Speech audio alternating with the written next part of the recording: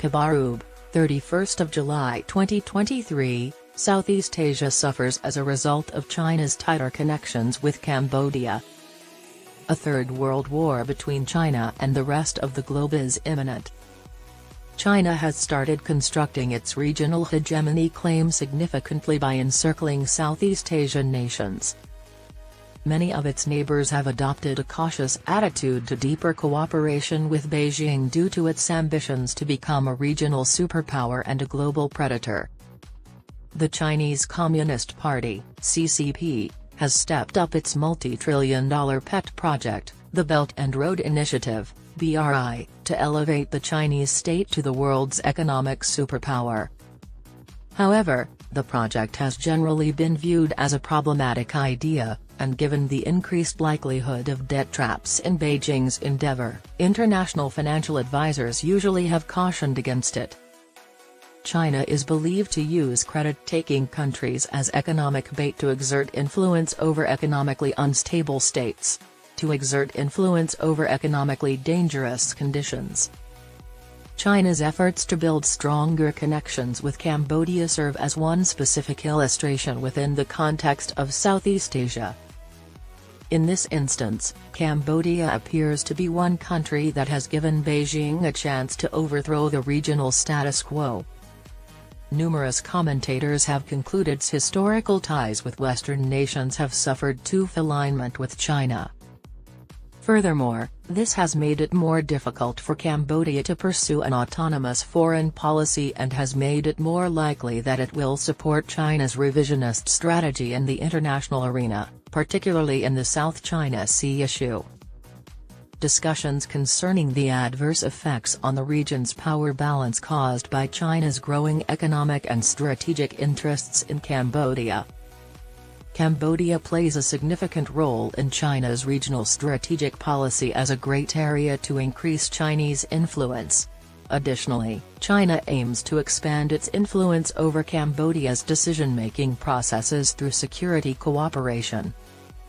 In addition to the regular annual military exercises it conducts as part of greater cooperation to develop the military connections between the two nations, current sources claim that China gave Cambodia $84 million in military support in 2019 alone.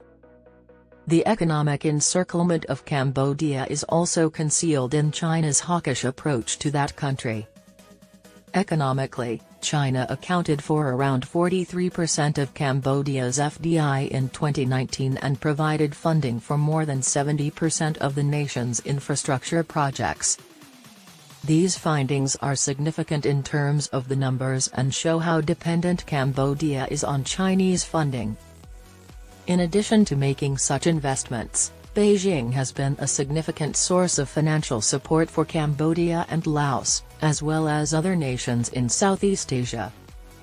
Nations have benefited from profitable deals, and as part of the exchange, they have joined the Belt and Road Initiative. Until 2020, China had invested more than $860 million in Cambodia alone through FDI. A similar strategy is also being developed with other nearby nations. China has been working to forge an exclusive alliance with the ASEAN group to coerce those nations into falling into a debt trap. Unlike Laos and Cambodia, Beijing's plan has failed mainly in Southeast Asia. In contrast to how it has worked in other regions, the advantages of strategic takeovers and a substantial stake in decision-making have not been realized in the area. The ASEAN region's members have done an excellent job of keeping the peace with China and have clarified that Chinese promises will not seduce them. It is time for the region to recognize the CCP's expansionist tendencies. In such a scenario, Cambodia must play a significantly more vital role in thwarting Beijing's aggressive approach within and beyond its borders. The lack of confidence that Southeast Asian countries have in China serves as a moral reminder of Chinese tactics and has kept them from caving into China's representations of wolf warriors. On the other hand, Beijing understands how crucial it is for the nations in the region to align with their national interests. It has made efforts to improve relations given the history of hostilities brought on by the Nine-Line. In this instance, Cambodia appears to be one country that has given Beijing a chance to overthrow the regional status quo. Because of this, Cambodia is even more crucial to swiftly detach from Chinese financing regarding its economic dependence and fend off CCP political infiltration inside its territorial jurisdiction.